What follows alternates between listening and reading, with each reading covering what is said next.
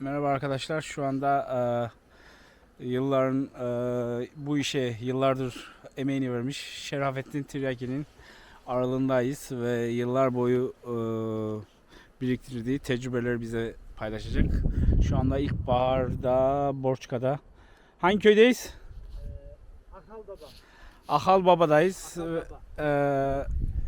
Burada yeni kışlattı arılarını ve şimdi onun aralığında arılarla çalışacağız.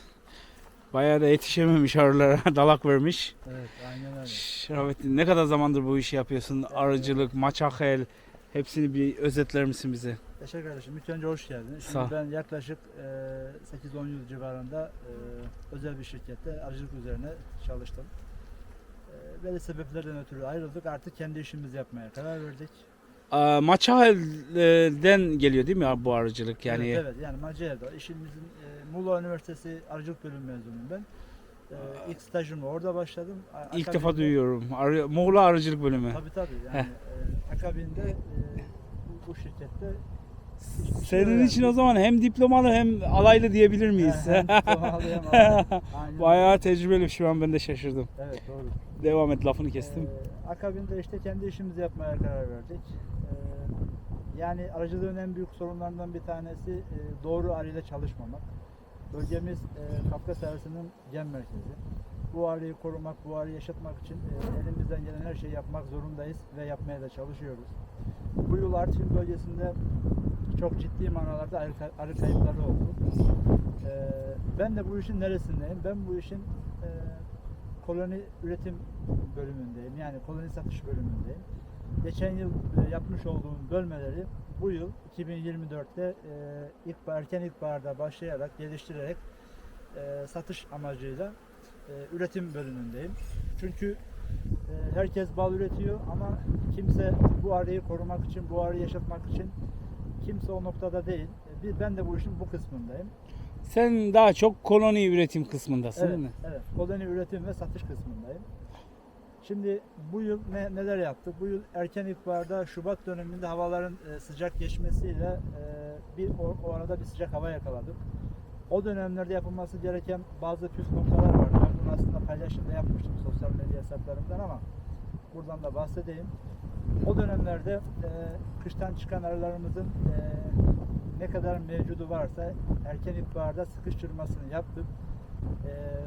Bal ihtiyaçları varsa katı besleme yaparak kek veya akide şekeri, şurupla değil de kek veya akide şekeri besleme yaparak bal ihtiyaçlarını karşılamaya çalıştık ve arıyı iyice sıkıştırarak kontrollü bir şekilde ilerlemesini sağladık. O günden bugüne yaklaşık Şubat, Mart, Nisan 2 ay kadar bir süre geçti. Elbette ki zayiatımız oldu. Yaklaşık 15-20 kovan kadar benim de zayiatım oldu. Bazı arıcılar bunu söylemez yani Yaşar, bilirsin hani şey yaparlar. İyi arıcıyız derler de hani çekinirler. Ama bu coğrafyada böyle şeyler de olabiliyor. Her ne kadar bu işi profesyonel şekilde yapsak da bizim de eksik yanlarımız oluyor. Yetişemediğin zamanlar. Yetişemediğimiz zamanlarda oluyor. Bazı sebeplerden ötürü. O yüzden ben hiçbir şeyden çekinmiyorum. Yani 15-20 kovan olabilir. Şerafettin, soracağım. Bu sene genel olarak özetler misin? Bu kadar çok koloni kaybı neden oldu? Şimdi bu sene bence kanımca arıcılar doğru ilaçlama yapamadılar. Yani ilaçlama yaptılar ama ne derece etkili olduklarının bilincinde değildiler. İlaçlamalarını iyi yapan arıcılar var mıydı? Evet, iyi yapan arıcılar vardı. Onların da zaten şu anda mevcutları gayet güzel, gayet sağlıklı arıları var. Varova'ya bağlıyorum. En büyük problem Varova. Akabinde Geçen sene bir hastalık yayıldı arılarda sanki ve bu seneye devam ettirdi. evet. Önünü alamadığı gibi. Evet, yani özellikle Varova konusunda yani ben Varova'dan çok bana gelen bütün telefonlardaki en büyük problem Varova ile ilgiliydi. Şimdi Varova konusunda şöyle bir şey değinmek istiyorum. Yani aslında arıcı da ilaçlama yapıyor ama yani sonucu göremiyorlar. Yani ilaçlama yapıyorlar, ilacı verdim diyor ama acaba Varova döktü mü, dökmedi mi, acaba nasıl bir mücadele yaptılar onun farkında değiller. Şimdi biz bu konularda tecrübeli olduğumuz için yani polen tuzaklı kovanları kullanıyoruz mesela. Evet, ilaçlama yapıyoruz. Baktık ki Varova çok yoğun döktüğü zaman bir daha ilaçlama yapıyoruz. Yani bunu görmemiz lazım. Yani o varovayı görmemiz için de polen tuzaklı kovanlara ihtiyacımız var. Yani Yani bu dumanı vurduktan sonra alttaki şeyde bölmede evet. varovanın takibini yapmak Tabii lazım. ki yapmamız lazım. Eğer varroa düşüyorsa yine yapmamız lazım. Devam Yani etmek lazım. tabii ki eğer hani ben ilacı verdim de ben bırakayım diye bir şey olmaması gerekiyor. Onun dışında tabii çevresel etkenler de var. Bu yıl bölgemizde hemen hemen hiç kış hiç olmadı. Yani kar yağdı ama yüksek bölgelere yağdı. Yani dağlarımıza yağdı. Hava sıcaklıkları Aralık, Ocak, Şubat dönemlerinde yüksek gitti. Çalışan arılar mevcudunu kaybetti.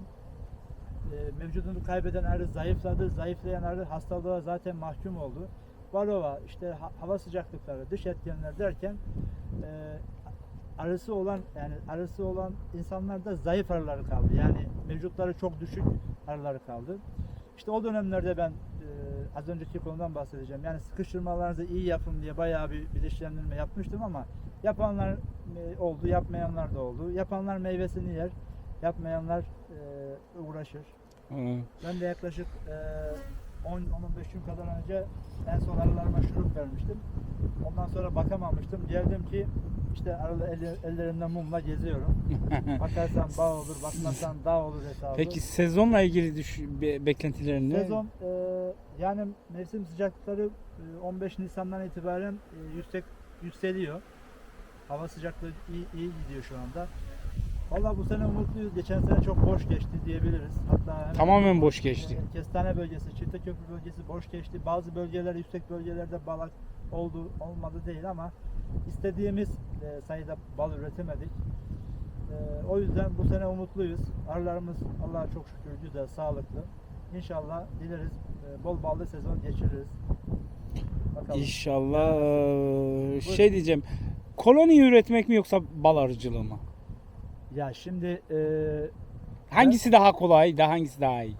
hangisi daha kolay, hangisi daha... O kişiye göre değişiyor aslında Yaşar kardeşim. Yani şimdi bana göre koloni üretimi. Yani erken ilkbaharda Mayıs'ın 15'inde işim bitiyor. O dönemden sonra bölmelerimi de yapıyorum. Ana üretimi de yapıyorum aynı zamanda. Aşılamamı yapıyorum. Bölmelerimi yapıyorum. Güzel arı ırklarının olduğu bölgelerde çiftleşmeler de oluyor, döllenmeler de oluyor. Bir sonraki dönem satacağım koloniyi bu dönemde hazırlamış oluyorum. Dolayısıyla ben ticari anlamda bu şekilde çalışıyorum. Senin hasatın bu zaman. Evet, ya benim hasatım bu zaman ama bal üreticileri de var tabii ki de. Özellikle bu bölgemizde kestane bölgesi, işte Ihlamur, Orman Gölü balı üreten arıcılarımız da var. Ben de üretiyorum ama çok değil yani bana yetecek kadar. Ben daha çok bu işin üretim ve satış kısmındayım. Bu bölümde yoğunlaşacağım, bu bölümde çalışacağım. Çünkü herkes bal üretir ama herkes arı üretemez düşüncesindeyim. O biraz daha bir şeyler istiyor. Yani arı üretmek kolay bir iş değil. Yani arı yaşatmak kolay da bir iş değil. O yüzden bakabilirsiniz yani arılarımıza mevcutları gayet güzel. Şöyle kapak altı yapabiliriz. Bugün bakımlarını yaptık. Bugün ballı çerçeveleri takviyelerini yaptık, ilavelerini yaptık. Ana kondisyonuna bakar. Evet. Bunun kondisyonu güzel. Evet.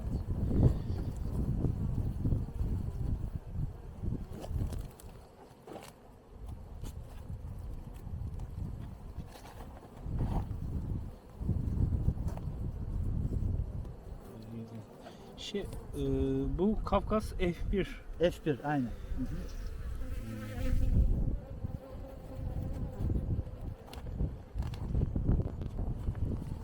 Koloni almak isteyen seninle irtibata geçebilir. Sıkıntı yok. İsteyene başımız canlı başlar.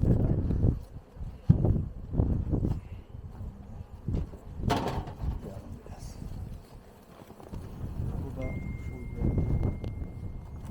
aslında şey. Bu sene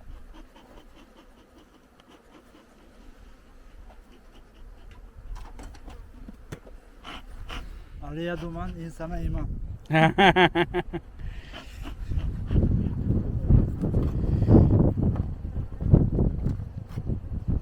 Biraz rüzgar var.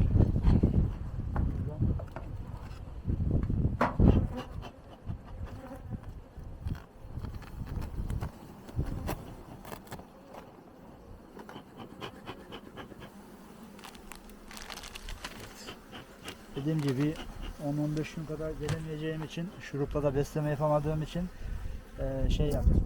Aç kalmasınlar diye Aç kalmasınlar diye kek koydum. kek koydum. Bakalım durumlarına nedir ne değildir.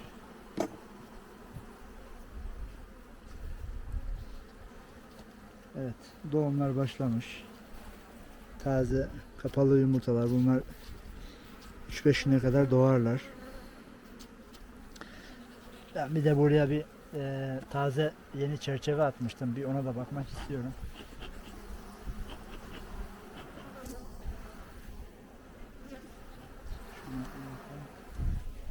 Heh, bu değil mi? Heh.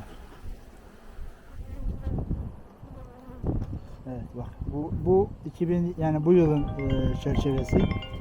Güzel yumurta atmış. Sıfır verdiğim mum, Sıfır verdiğim mum. yumurta atmış. Evet tabi. Bak şurada larvalar var. Yavaş yavaş. Aa, baya güzel. Tabi. Maşallah diyelim. Şimdi bunu daha iyi ısıtması için arkadaşlara bir taktik gösterelim. Herkes biliyordur ama şimdi hem yatağı yenilemek için, yani ben sol taraftan çalışıyorum. Hem yatağı yenilemek için, bakın şu güzel bir çerçeve var, kapalı yumurta. Bu da ana arının kalitesini gösteriyor arkadaşlar. Yani şunu görebiliyorsunuz bak. Şu kemer, Kafkas arasında olmazsa olmazımız şu kemer ve şu kapalı yumurta. Harika bir görüntüdür. Bunu bilenler bilir. Bakın. Arkadaşlar bu arıyı böyle sakinliği başka bir yerde bulamazsınız. Yani Kafkas arasında çalışanlar bilir. Yaşar şimdi şaşırıyor, bana bakıyor ne yapıyor bu diye ama bakın işte Hakikaten. bu iş böyle. Kitap gibi. Evet. Şimdi bu bazı çok bilmiş arıcılar der ki işte arada boşluklar vardı. Arkadaşlar bu arı doğumları başladığı için şu anda boşluklar var. Yoksa düzensizlik falan yok yani. Şu anda burada arı doğumları başladı. Bu bir gün sonra, 2 gün sonra bu komple boşalacak. Çünkü arılar doğacak yani, o yüzden. O çıta kaç arı olarak çıkacak? Yaklaşık 2 çerçeve arı kadar çıkar. 2 çerçeve çıkar. Tabii. O demin çıkarmış olduğum yeni çerçeveyi de daha sıcaklığı şey yapmak için bu şekilde bu tarafa doğru atıyoruz.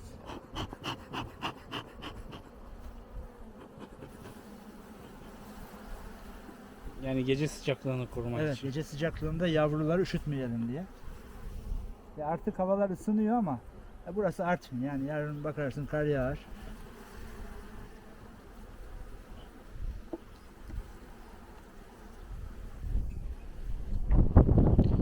Buna şimdi bir çerçeve daha Bir ekleyeceğiz. çerçeve daha ekleyeceğiz aynen. Şöyle bir bakayım, şurada bir şey var mı? Buna bir çerçeve şöyle arasına ekleyeceğim de. Araya atacağız. Araya atacağım aynen ki yumurta atsın diye güzel.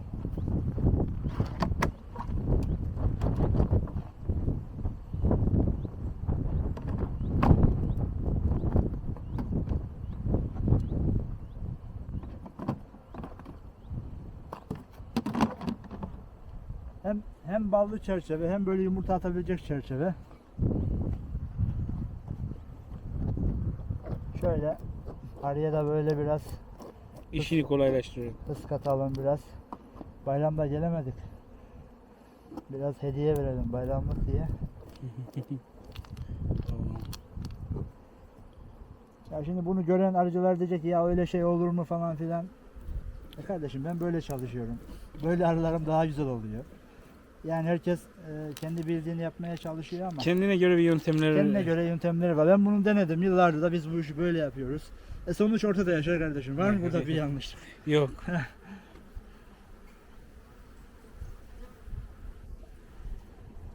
Bu arayı da videoya özel şimdi derler ya kampanya falan Evet. filan. Kaç liraya verilir Yaşar kardeşim bu arı şimdi sence? Sen söyle. 2, 4, 6, 8, 9 çerçeve. Evet, bir tanesini yeni attım. Haydi onu bir- sayma. bir- 8 çerçeve seki- ama 5-6 çerçeve kapalı yumurtası var. 5-6 çerçeve var mı? Var. Şunda vardı. Şu yeni. 1, 2, 3, 4, 5. 5 çerçeve. Evet. Bunda da var ama bunu saymıyorum. Bu daha yeni. Aha. Kaç liraya verelim bu arayı? Takipçi Videoyu izleyen arkadaşlara özel bir fiyat verelim. Bunu 7000'den kapıyı açalım mı? 7000'den bence hakkıdır yani. Hakkıdır. Bugün ayın 15'i. Nisan 15 arkadaşlar 8-9 çerçeve arı.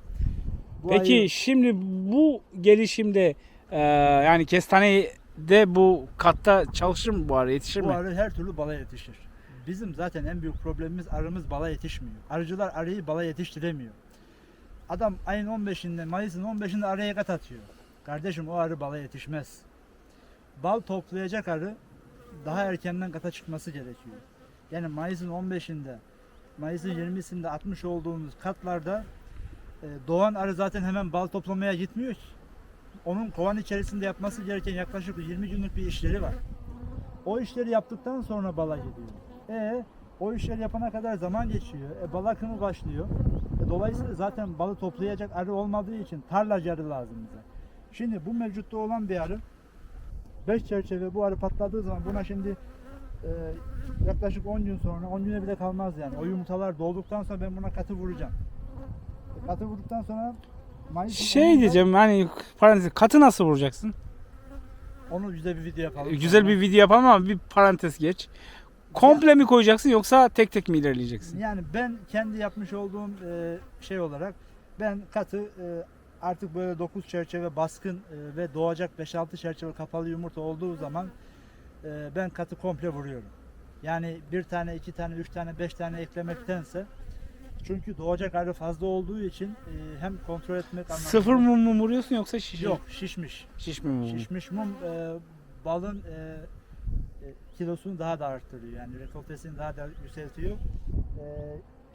Şişmemiş mum bal üretiminde zaman kaybı. Yani onu hem şişirmeye uğraşıyor hem onu şişirmek için de bal harcıyor. Dolayısıyla şişmiş çerçeveleri kata vurduğumuz zaman direkt arı çerçevelere bal koyuyor. Ha. Bu şekilde. Sen bunu arkadaşlara özel bir fiyat verdik. 7000'den Hayırlısı açtık olur. kapıyı. Aynen öyle. Hayırlısı olur. Daha artık keki de bırakıyorum. Keki dediğim gibi arkadaşlar ben normalde bu zamanda kek vermem. Ama bazı sebeplerden ötürü gelemediğim için yaklaşık 10-15 gündür aralarıma uğramadım. Özel durumundan dolayı. Evet. Hepsine şu anda ballı çerçeve ver. Şurada bidonum var. Şurup açmışım. Demlenmesini bekliyorum. Yaklaşık bir gün boyunca şurup Bu demleniyor. şurup kazanı. Ve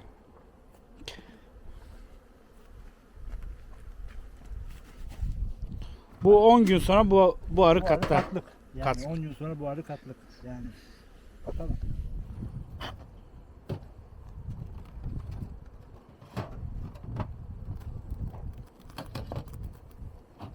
Bak. Gelemediğim için bak arı ne yapmış görüyor musun? Oo, dala kasmış. Mum örmüş, dala kasmış aynı. Ne dersen de. Bak.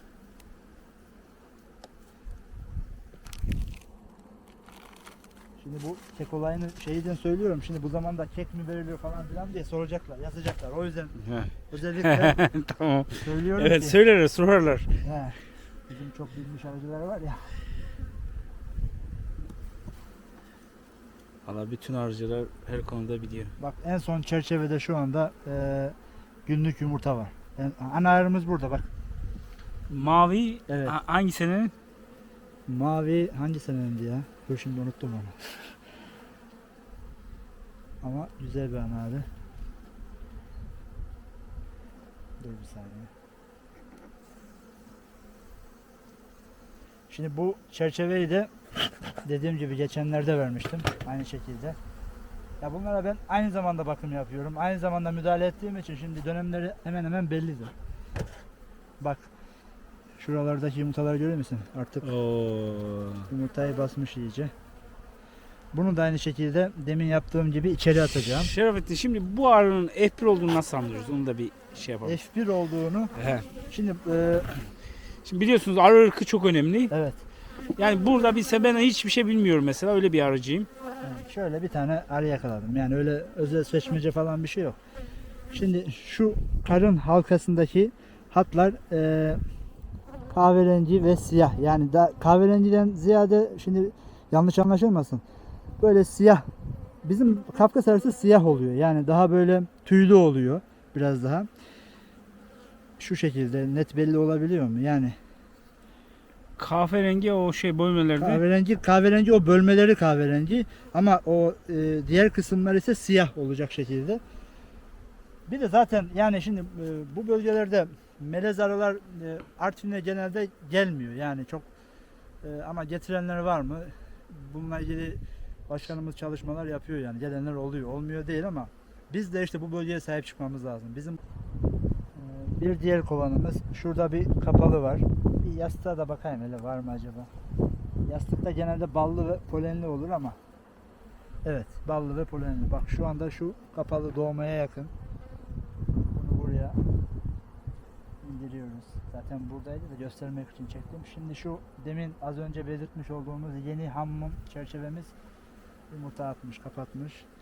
Onun yanına yine aynı şekilde kapalı çerçevemizi koyduk. Şimdi şu kapalı, şu kapalı, şu kapalı, şu da kapalı. Bu da kapanacak. Kapanacak. Aynen.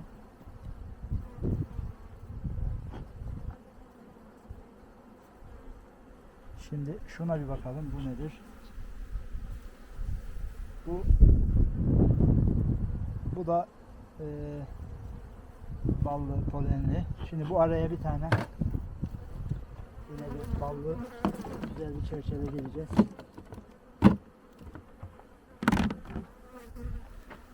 Yani arıların mevcutları kalmak normalde buraya ham çerçevede girsek olur yani. Şimdi diyorum ya. Ya anladım. Ham çerçeveyle girsen şişiyor. Olur yani olmaz diye bir şey yok ama biraz mevcudu kalabalık bal ihtiyacını desteklemem için böyle şey yapıyorum. Şimdi buraları boş. Şu üst kemer kısmı ballı. Şimdi onu balını beslemesini yapacak. Aşağısına yumurtasını atacak. Evet. Aynen öyle. Buradan balını kullanacak. Bu aşağıya yumurtasını atacak. Bu ara dışarıdan bal gelmiyor zaten. Bu ara nektar akımı çok yok. Evet. Bir ay sonra başlıyor nektar akımı.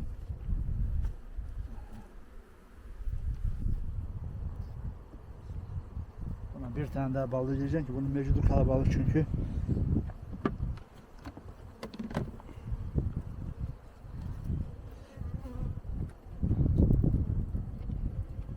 Şimdi arıyı en güzel besleme şekli ne biliyor musun Yaşar? Bal. Yani evet bizim bölgemizde ballar pahalı ama normalde en doğru besleme. İşte şeylerde genel arıcılık seminerlerine gittiğimizde baldan sonra gelen birebir katı şerbet. Yani tek şey yaptıkları Evet, ikinci. ama işte tabii yani öyle de yani En iyisi bal. doğrusu tabii ki bal. Sonuçta bu arı neyle besleniyor?